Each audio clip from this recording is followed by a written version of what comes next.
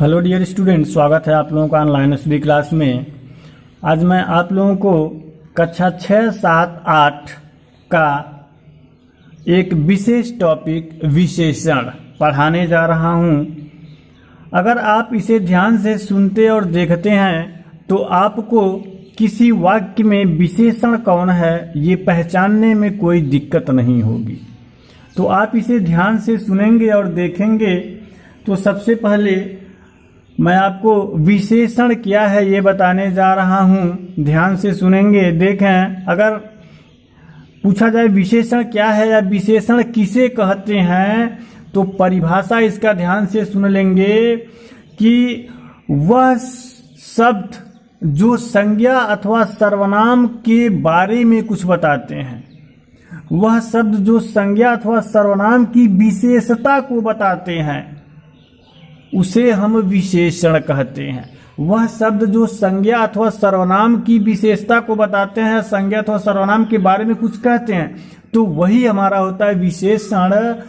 यानी कि मूल रूप से हम यही कहेंगे कि संज्ञा अथवा सर्वनाम, यही दो मुख्य आप ध्यान देंगे। संज्ञा अथवा सर्वनाम की विशेषता कि जो संज्ञा अथवा सर्वनाम दी गई है वो कैसा है, उसका गुण क्या है, दोष का क्या है, आकार क्या है, रंग क्या है, स्वाद, अवस्था, काल, स्पर्श, स्थान, कुल मिला जुला के वो कैसा है, यही शब्द जो बतलाता है वही शब्द हमारा क्या कहलाता है, विशेषण कहलाता है।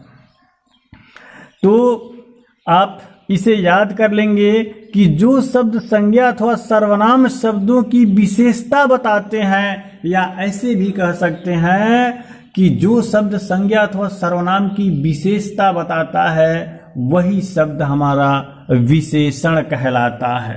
अब उदाहरण के माध्यम से समझेंगे कि वैभव अच्छा लड़का है। यहाँ पे ये वाक्य दिया हुआ है, वैभव अच्छा लड़का है।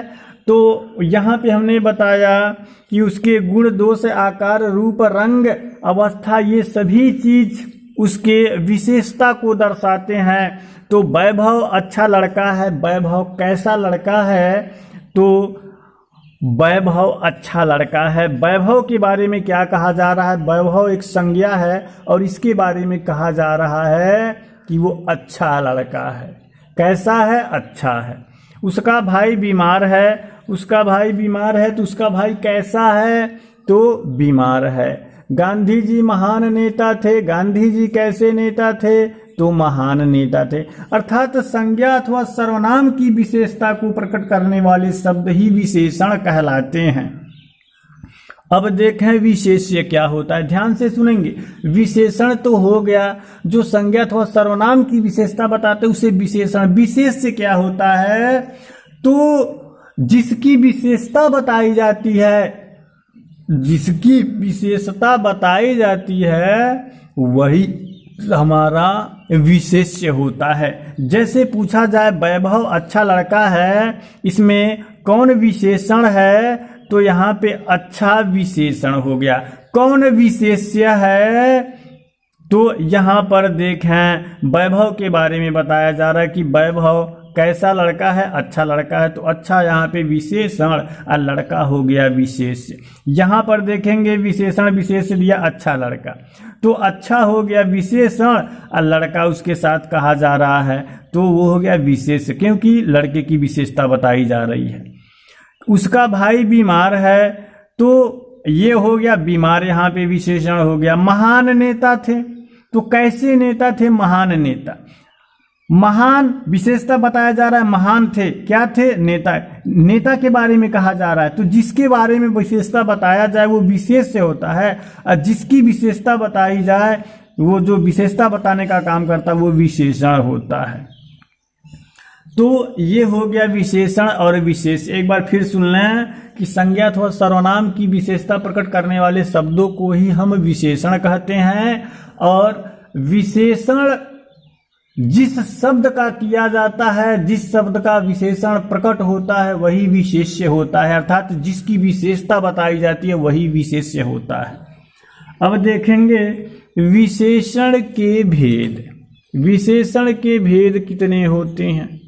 तो ध्यान से सुनेंगे। यहाँ पे विशेषण के 4 भेद होते हैं जो हिंदी में होते हैं। हिंदी में विशेषण के 4 भेद होते हैं, जिसमें से पहला होता है गुणवाचक विशेषण। पहला क्या होता है? गुणवाचक विशेषण। नाम से ही क्लियर है, नाम से ही स्पष्ट है, गुण, अर्थात गुण को दर्शाया जाए। अब गुण में क्या क्या आ जाएगा कि जो विशेषण संज्ञा अथवा सर्वनाम के गुण, दोष, आकार, रंग, स्वाद, अवस्था, काल आदि का बोध कराता है, उसे हम गुणवाचक विशेषण कहते हैं। क्या कहते हैं? गुणवाचक विशेषण। किसको? जो उसके गुण, दोष, आकार, रंग, रूप, स्वाद आदि का बोध कराता है, वही गुणवाचक विशेषण होता है। जैसे गुण क्या क्या होते हैं? अच्छा, सुंदर, ईमानदार, परिश्रमी, बुद्धिमान, दयालु, ये गुण हो गए। दोष, बुरा, कुरूप, बेईमान, आलसी, बुद्धू, कपटी, क्रोधी, ये दोष हो गया। आकार में छोटा, बड़ा, गहरा, ऊंचा, नीचा, तिरछा, सीधा, लंबा, ये आकार हो गया कि वो कैसा है। रंग देखा, लाल, काला, नीला, पीला, ये सभी हमारा रंग हो गया। तो कहने का मतलब इसी तरह से स्वाद, अवस्था, काल, स्पर्श, स्थान, इन सभी का बोध जो कराते हैं वो गुणवाचक विशेषण होते हैं। जैसे वह ईमानदार है तो ईमानदार यहाँ पे गुणवाचक हो गया। उसने गलत काम किया, गलत यहाँ पे देखें विशेषण कौन सा? गुणवाचक, क्योंकि उसमें गुण, दोष, आकार, रंग, रूप, स्वाद, काल, स्पर्श, स्थान, इन सब का बोध होता है। तो ये हो गया गुणवाचक। अब देखें दूसरा क्या है, तो दूसरा है परिमाणवाचक विशेषण। दूसरा क्या है?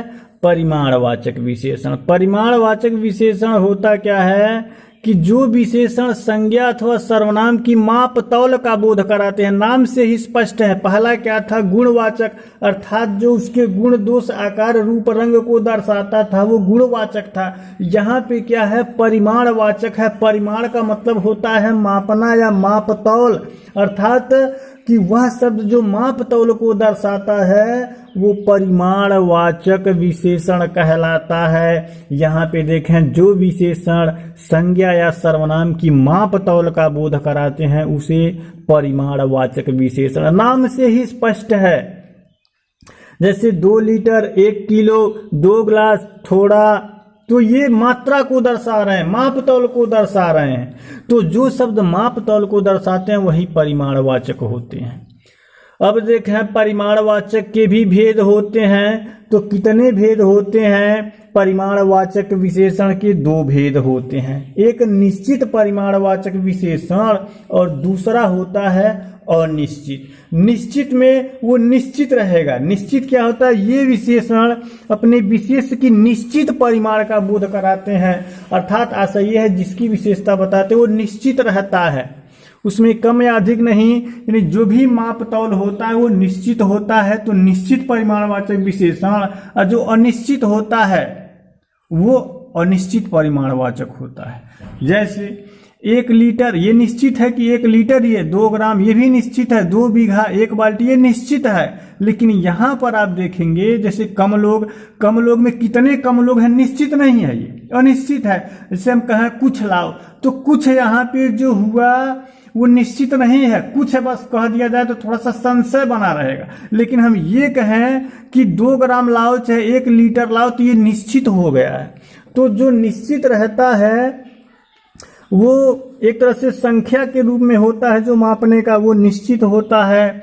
और जैसे कुछ हो गया, कम हो गया, अधिक हो गया, कुंतलों हो गया, ये अनिश्चित है, इसका कोई माप नहीं है। क्योंकि अगर ऐ शब्द कहे जाएं तो वहां पे थोड़ा सा डाउट रहता है कि कितना दिया जाए, तो वहां पर ये अनिश्चित होगा। तो ध्यान रखेंगे, नाम से ही क्लियर है कि परिमाणवाचक विशेषण क्या, जो मात्रा को दर्शाता है, मापतौल को दर्शाता है। और मापतौल में भी इसको 2 तरह से बांटा गया है, एक निश्चित परिमाणवाचक और एक अनिश्चित परिमाणवाचक, यहाँ पे आपको बता दिया गया। अब तीसरा देखें संख्यावाचक विशेषण। संख्यावाचक विशेषण क्या होता है कि ये भी जो विशेषण संख्या को दर्शाते हैं, जो विशेषण संख्या को दर्शाते हैं संख्यावाचक विशेषण कहलाते हैं। आप देख सकते हैं जो संज्ञा सर्वनाम की संख्या का बोध कराते हैं, उनके बारे में विशेषता प्रकट करते हैं, वो संख्यावाचक होता है। जैसे हजारों किसान, अनेक मजदूर, 7वां घंटा, 4 दिन। तो हजारों, अनेक, 7वां, 4 ये विशेषण है कौन से? संख्यावाचक। अब इसमें भी अलग अलग है, इसमें भी होता है एक निश्चित परिमाणवाचक और एक अनिश्चित परिमाणवाचक। तो जो शब्द निश्चित होता है यानी कि संख्या को दर्शाता है, वो जैसे यहाँ पे 4 दिया हुआ है तो 4 निश्चित है। ये जो संख्या दी हुई है 4 निश्चित है। लेकिन यहाँ पे कुछ जो दिया है ये यहाँ पे निश्चित नहीं है, अनिश्चित है।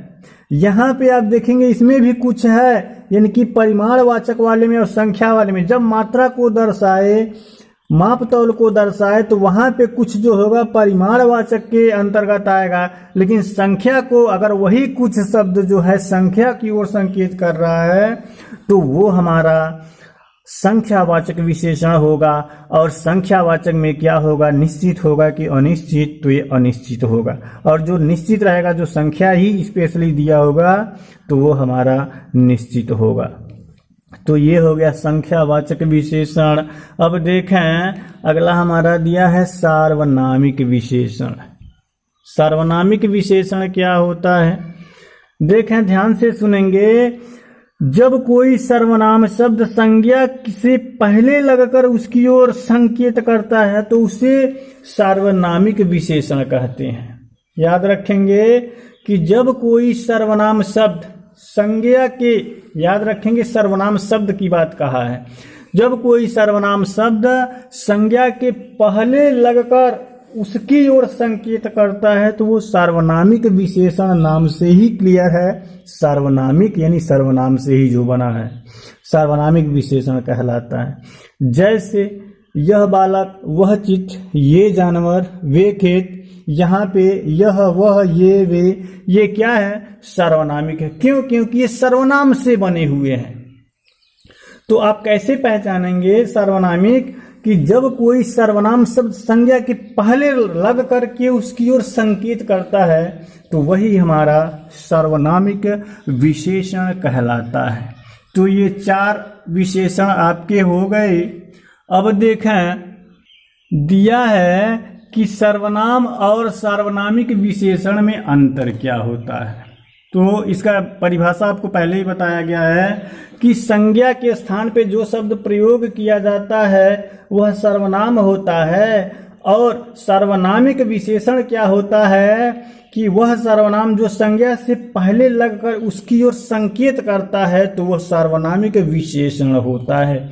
यहाँ पे अंतर देख लेंगे। वह स्कूल जा रही है तो यहाँ पे वह जो है सर्वनाम हो गया, लेकिन यह बालक दौड़ रहा है, अगर वाक्य ऐसे हो जैसे वह लड़की स्कूल जा रही है तो यहाँ पे वह, यहाँ देखें वह स्कूल जा रही है तो यहाँ पे वह सर्वनाम है, लेकिन वह लड़की, क्यों? क्योंकि यहाँ लड़की के पहले यूज हुआ है, लड़की के पहले यूज हुआ है। तो जहाँ पे ये स्थिति आ जाए कि संज्ञा के पहले कोई सर्वनाम यूज हो जाए तो वो सार्वनामिक विशेषण कहलाता है। ये रहा सर्वनाम और सार्वनामिक विशेषण में अंतर। अब देखें, दिया है प्रविशेषण। देखेंगे प्रविशेषण क्या होता है। तो ध्यान से सुने कि विशेषण की विशेषता बताने वाले, विशेषण की विशेषता बताने वाले शब्द को हम क्या बोलते हैं? प्रविशेषण बोलते हैं। अब विशेषण किसे कहते हैं? संज्ञा अथवा सर्वनाम की विशेषता। ध्यान रखेंगे कि जो शब्द संज्ञा अथवा सर्वनाम की विशेषता बताता है उसे हम विशेषण कहते हैं, और जो विशेषण की विशेषता बताता है उसे हम प्रविशेषण कहते हैं। जैसे हिमालय बहुत ऊंचा पर्वत है, तो यहाँ पे देखें प्रविशेषण और विशेषण कौन है? ऊंचा। हिमालय पर्वत बहुत ऊंचा है। हिमालय पर्वत कैसा है? बहुत ऊंचा है, पहला चीज। तो यहाँ पे जो बहुत यूज हुआ है वो प्रविशेषण है, और जो ऊंचा है कि कैसा है? ऊंचा है, तो वो विशेषण हो गया। तुम थोड़े आलसी हो तो यहाँ पे थोड़े प्रविशेषण हो गया और आलसी विशेषण हो गया। तो इस प्रकार ये था प्रविशेषण। अब देखें विशेषण की अवस्था, इसमें विशेषण के विकार भी दिया हुआ है, इसको भी देख लें आप कि विशेषण में विकार इसका क्या मतलब होता है? विशेषण विकारी शब्द होते हैं। विकारी का क्या मतलब होता है? रूप परिवर्तन।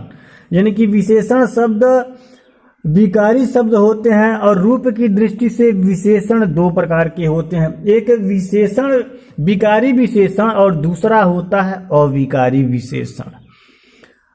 ये हो गया विकारी विशेषण और अविकारी विशेषण किसे कहते हैं? तो वाक्य में प्रयोग होने पर जिन विशेषणों में परिवर्तन हो जाता है उसे विकारी विशेषण कहते हैं।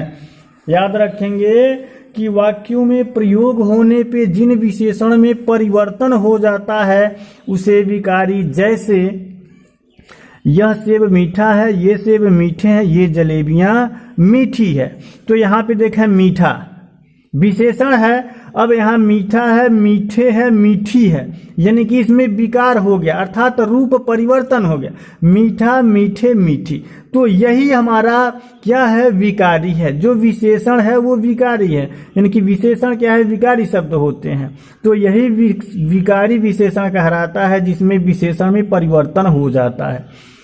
अविकारी विशेषण क्या है? वाक्य में प्रयोग होने पे जिन विशेषणों में परिवर्तन नहीं होता है अविकारी। जैसे वह ईमानदार आदमी है, वे ईमानदार लोग हैं, ये लड़कियां ईमानदार हैं। तो यहाँ पे ईमानदार, इसमें कोई ऐसा नहीं ईमानदार, ईमानदारे, ईमानदारी ऐसा अलग अलग नहीं, सब में एक है।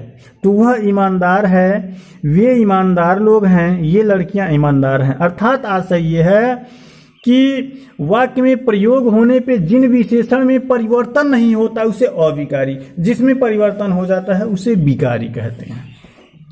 अब आगे देखेंगे, दिया है विशेषण की अवस्थाएं। ये भी इंपॉर्टेंट है, ध्यान से देखेंगे। विशेषण की अवस्थाएं क्या होती है? देखें, जब विशेषण के द्वारा विशेष्यों के गुण दोषों की तुलना की जाती है तब कुछ विशेषणों के रूप में थोड़ा सा परिवर्तन आ जाता है और इसे विशेषणों की तुलनात्मक अवस्था कहते हैं। विशेषण की अवस्था जो होती है वो तुलनात्मक अवस्था भी होती है, इसको तुलनात्मक अवस्था भी कह सकते हैं। और विशेषण की 3 अवस्थाएं होती है। विशेषण की कितनी अवस्थाएं? 3 अवस्थाएं होती है। क्या करने के लिए इसकी जरूरत क्यों पड़ी? तो याद रखें, तुलना करने के लिए, लोगों में तुलना उत्पन्न करने के लिए, तुलना करने के लिए तुलनात्मक अवस्था की आवश्यकता पड़ी। और किसी भी विशेषण की 3 अवस्थाएं होती हैं। वो 3 अवस्था क्या क्या होती है? मूल अवस्था, उत्तर अवस्था और उत्तम अवस्था।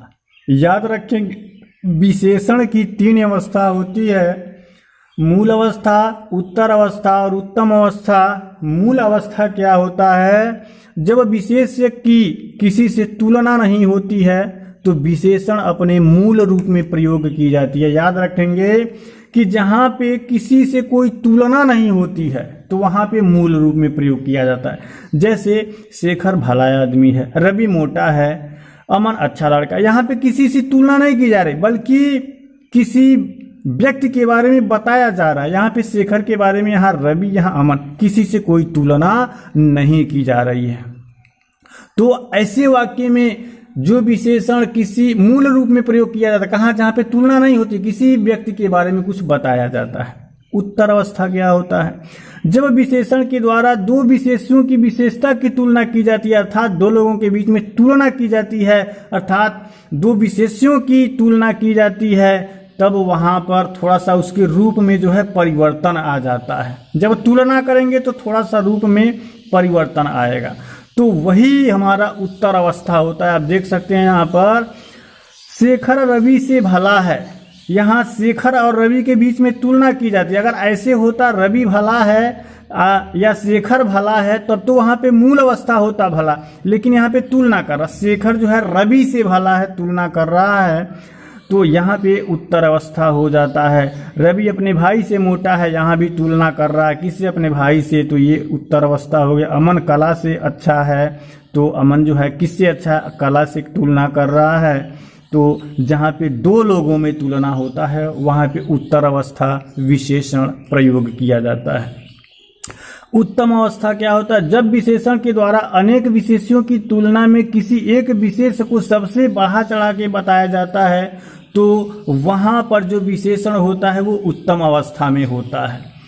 जैसे यहाँ पे दो लोगों में नहीं बल्कि दो से अधिक लोगों में एक तरह से कह सकते हैं तुलना किया जाता है और उसमें किसी एक को बेहतर माना जाता है। जैसे शेखर गांव में सबसे भला है। शेखर गांव में, अब यहाँ पूरे गांव से तुलना कर रहा है, पूरे गांव में बता रहा है उसमें सबसे अच्छा आदमी है। शेखर गांव में सबसे भला है तो सबसे भला यहाँ पे हो गया। भला था, से भला, सबसे भला। रवि परिवार में सबसे छोटा, वहां पे छोटा, से छोटा, सबसे छोटा। तो इस प्रकार से ये मूल अवस्था, उत्तर अवस्था, उत्तम अवस्था एक बार फिर सुन लें। जब किसी विशेष से कोई तुलना नहीं होगा तो वहाँ पे मूल अवस्था में प्रयोग होगा। जब दो लोगों में तुलना होगा तो वहाँ पे उत्तर अवस्था होगी और जहाँ पे कई लोगों के बीच में किसी एक को ज़्यादा महत्व दिया जाएगा तो वहाँ पे उत्तम अवस्था होगी। तो ये थी विशेषण की अवस्थाएं। अब देखेंगे विशेषण की जो अवस्थाएं होती हैं उनको बनाने के नियम क्या हैं। तो देखें, कह रहा कि तत्सम विशेषण शब्दों की उत्तर अथवा उत्तम अवस्था बनाने के लिए उसमें क्रमशः तर और तम प्रत्यय जोड़ देते हैं। देखेंगे आप तम अथवा तर प्रत्यय जोड़ देते हैं। अच्छा, एक बात आया प्रत्यय। प्रत्यय क्या होता है? जो किसी शब्द के बाद में रख करके अर्थ प्रकट करते हैं वो प्रत्यय होते हैं। जैसे अधिक है, मूल अवस्था है, इसकी उत्तर अवस्था क्या हो जाएगी? अधिकतर। और उत्तम अवस्था तम, यानी कि उत्तर अवस्था और उत्तम अवस्था बनाने के लिए तर और तम जोड़ा जाता है कुछ विशेषणों में। जैसे अधिक है तो अधिकतर, अधिकतम। तर जोड़ने से उत्तर अवस्था और तम जोड़ने से उत्तम अवस्था। तीव्र है तीव्रतर, तीव्रतम। कठोर है कठोरतर, कठोरतम। यानी कि तर और तम जोड़ने से क्रमशः उत्तर अवस्था और उत्तम अवस्था बनता है। अब देखें हिंदी में विशेषण शब्दों से, अभी तक क्या था? ये तत्सम वाला था, लेकिन हिंदी के विशेषण शब्दों से पहले क्रमशः से और सबसे लगाकर उत्तर और उत्तम अवस्था बनाया जाता है। ये दो रूल्स हैं यहाँ पर। तत्सम से भी, यानी कि तत्सम विशेषण में उत्तर और उत्तम अवस्था बनाने के लिए उसमें क्या जोड़ा जाता है? तर और तम। और हिंदी में विशेषण को उत्तर और उत्तम बनाने के लिए से और सबसे लगा। जैसे छोटा, से छोटा, सबसे छोटा। प्यारा, से प्यारा, सबसे प्यारा। तो यहाँ पे से और सबसे लगा करके उत्तर और उत्तम अवस्था बनाया जाता है। तो ये था आज का टॉपिक विशेषण। उम्मीद है आपको समझ में आया होगा। अगर कहीं कोई दिक्कत हो, विशेषण को पहचानने में कोई समस्या आ रही हो तो आप इस वीडियो को पुनः देख सकते हैं। धन्यवाद।